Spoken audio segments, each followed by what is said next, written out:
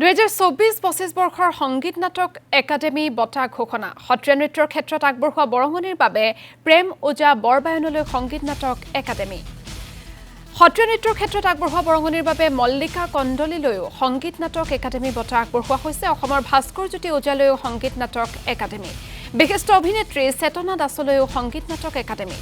লোক সংস্কৃতিৰ ক্ষেত্ৰত আগবঢ়োৱা অৱদানৰ বাবে দিলীপ হিৰালৈ উস্তাদ বিছমিল্লাহ খান যুৱ পুৰস্কাৰ বিশিষ্ট সাংস্কৃতিক কৰ্মী তথা খোলবাদক দেৱজিৎ শইকীয়ালৈ 2025 বৰ্ষৰ উস্তাদ বিছমিল্লাহ খান যুৱ পুৰস্কাৰ নিৰঞ্জন শইকীয়া বৰবায়নলৈও 2025 বৰ্ষৰ উস্তাদ বিছমিল্লাহ খান যুৱ পুৰস্কাৰ হিৰকজ্যোতি শৰ্মালৈও 2025 বৰ্ষৰ উস্তাদ বিছমিল্লাহ খান যুৱ পুৰস্কাৰ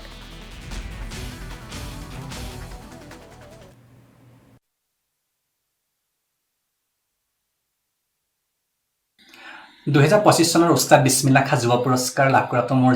শিল্পী জীৱনৰ এক সপোন পূৰণ হ'ল জয়তে মই শ্ৰী চুটকমলাবাই সত্ৰৰ পূজ্যপাত সত্ৰাধিকাৰ প্ৰভু ঈশ্বৰ প্ৰমুখ্যে শ্ৰী চুটকমলাবাই সত্ৰৰ সমূহ বৈষ্ণৱবৃন্দল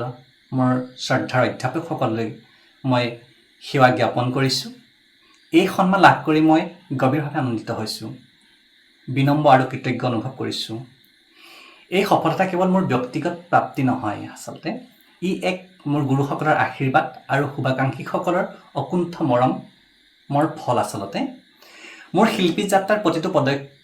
পদক্ষেপত যিসকলে মোক উৎসাহ প্ৰেৰণা আৰু সহযোগিতা আগবঢ়াইছে তেওঁলোকক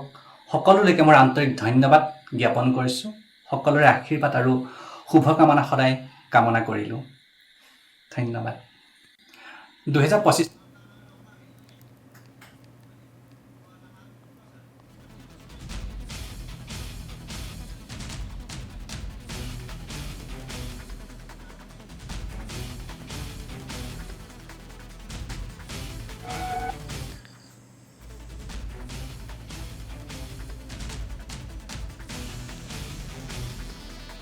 আৰু ইফালে সংগীত নাটক একাডেমী বঁটা বিজয়ী বাজুলীৰ সত্ৰীয়া শিল্পী প্ৰেম ওজা বৰবায়নৰ সৈতে তীৰ্থভূঞাৰ এক প্ৰতিবেদন এই মুহূৰ্তত আগবঢ়াইছোঁ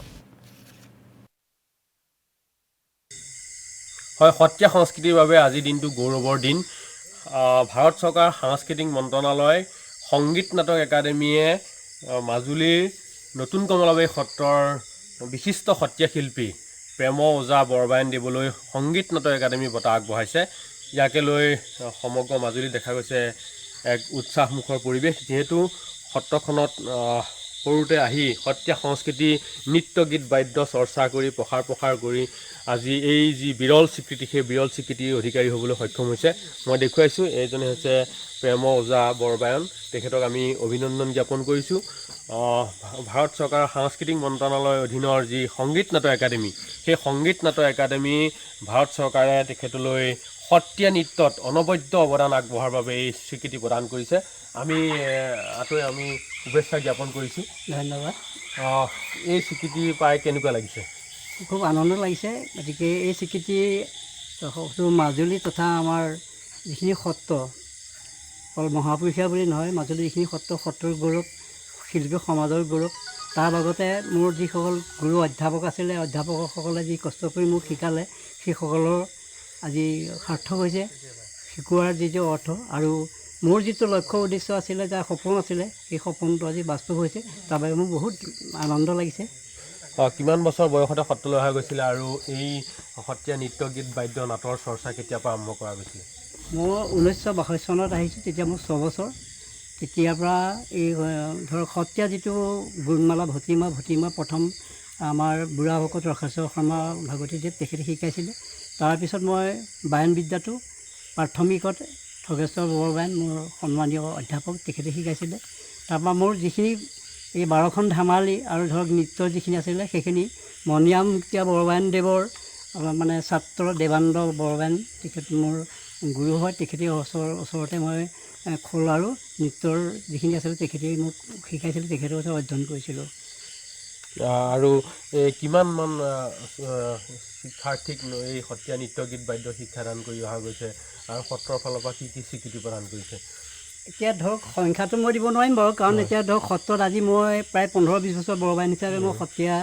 যিখিনি সত্ৰ চলাই আছোঁ বৰবায়ন হিচাপে আৰু ছাত্ৰসকলক শিকাই আছোঁ বাহিৰত ধৰক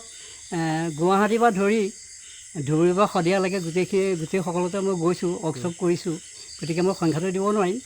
যথেষ্ট মই মানে আছোঁ আৰু গুৰুজনাৰ এই অমূল্য সম্পদ কাৰণ যিটো উদ্দেশ্য আছিলে প্ৰকাশ বিকাশৰ সেইটো তাত লাগি আছোঁ এতিয়াও আৰু এতিয়াও ধৰক নিমন্ত্ৰণ আছে মোৰ যথেষ্ট মানে জুলাই মাহটো গতিকে গাঁৱৰ ভাল যদি ঈশ্বৰে ভালে ৰাখে মই নিশ্চয় যাম আৰু এইটো যিমান পাৰোঁ মানে যত্ন কৰিম আৰু এয়া মাজুলীৰ গৌৰৱ নহয় অসমৰ গৌৰৱ এইটো মাজুলীৰ গৌৰৱ নহয় অসমৰ গৌৰৱ গতিকে আমাৰ সত্ৰ ধৰক আজি গোটেই সত্ৰসমূহৰ গৌৰৱ শিল্পী সমাজৰ গৌৰৱ গতিকে প্ৰেমজা এটা ধৰক হেৰি আৰু যিটো এটা কথা ক'বলৈ গ'লে এটা জকা আৰু দিছে আৰু দিব লাগে গতিকে সকলোৰে গৌৰৱ তাৰ বাবে মই যথেষ্ট আনন্দিত হৈছোঁ এই বঁটাৰে কাম কৰি যাবলৈ উৎসাহ জগাইছে নিশ্চয় আৰু মোৰ দায়িত্বটো বেছি বাঢ়িব আৰু বাঢ়ি গ'ল কাৰণ এতিয়া বহুতে ফোন কৰিছে আহিব লাগিবই গতিকে কিন্তু যেতিয়া পাব লাগিছিলে মই আশা কৰিছোঁ তেতিয়া নাপালোঁ এতিয়া বয়স হৈ গ'ল এতিয়া ধৰক মোৰ 71 বছৰ চলি আছে গতিকে এতিয়া নিজেই হয়তো বুঢ়া অনুভৱ কৰিছোঁ আৰু গতিকে সেইটো অলপ হেৰি কৰে নেকি আৰু এই খবৰ পোৱাৰ লগে লগে বহুতো সত্ৰীয়া শিল্পী আহি উপস্থিত হৈছে যিহেতু সত্ৰীয়া সংস্কৃতিৰ বাবে ই গৌৰৱৰ দিন সত্ৰীয়া সংস্কৃতিলৈ ই এক স্বীকৃতি আচলতে আগবঢ়াইছে তাৰ বাবে সত্ৰীয়াসকল আহি পেলাই তেখেতক অভিনন্দন হয় তীৰ্থ ভূঞা আপোনাক এই মুহূৰ্তত ধন্যবাদ জ্ঞাপন কৰিছোঁ